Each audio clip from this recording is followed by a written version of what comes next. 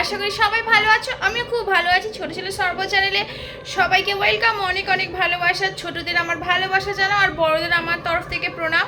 আজকে দীপাবলি, তাই আমার তরফ থেকে সবাইকে শুভ দীপাবলি। তোমরা দীপাবলির দিন তোমরা কি কি করছো তোমরা বলো তো। আজ আমরা কি কি করছি তোমাদের আমি সবটাই শেয়ার করছি।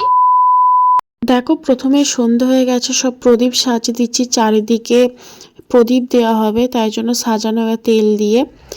তারপর দেখো, এখানে সব প্রদীপগুলো জেলে নিয়েছি। জেলে নিয়ে পুরো বাড়ির চারপাশে এসে বলে মানে অন্ধকার থাকে, প্রদীপ জ্বালালে খুব ভালো হয়। তো সেই অনুযায়ী প্রথমে আমাদের ঠাকুরের কাছে দিয়ে দিলাম, দিয়ে প্রণাম করে নিলাম। তারপরে যে বাড়ির বারান্দা, তারপরে অনেক জায়গায় সব দিয়ে সাজাচ্ছিলাম।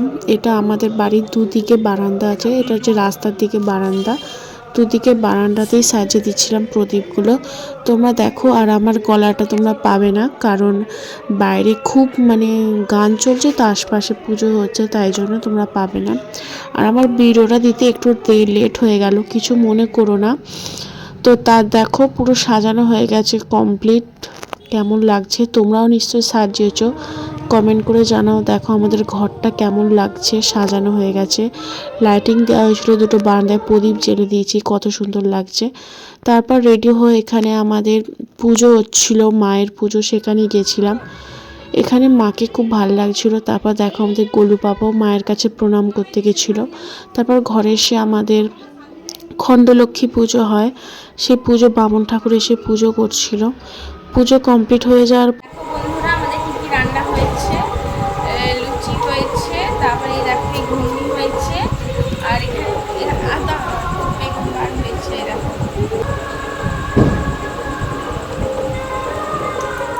তারপর দেখো, খাওয়া দাওয়া কমপ্লিট করে আমরা এখানে বাজি পোড়াতে স্টার্ট করে দিয়েছি। প্রথমেই দেখো, এটা হচ্ছে আমার শ্বশুর মশাই বাজি পোড়াচ্ছে। তারপর দেখো, এরা সবাই মিলে কত আনন্দ করছে। আর আমার গোলু বাবা ভয়ে ছুটে ভেতরে চলে আসছে।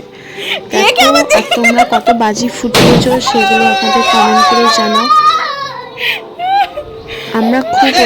আমরা সবাই মিলে খুব এনজয় করেছি, তোমরাও নিশ্চয়ই খুব এনজয় করেছো। তারপরে দেখো, আমি আর আমার গোলু পাপা আমার ছেলে দুজনে মিলে একটু বাজি পোড়াচ্ছিলাম। বেশ ভালো লাগছিলো বাজিগুলো পোড়াতে। কিছুই না, সামান্য ফুলঝুরি পরিয়েছিলাম। তো তারপরে দেখো কি পোড়ানো হয়। তারপরে এই যে ফুলঝুরিটা পোড়ানো হয়েছিল, আমি ওর বাবা সবাই মিলে পরিয়েছিলাম।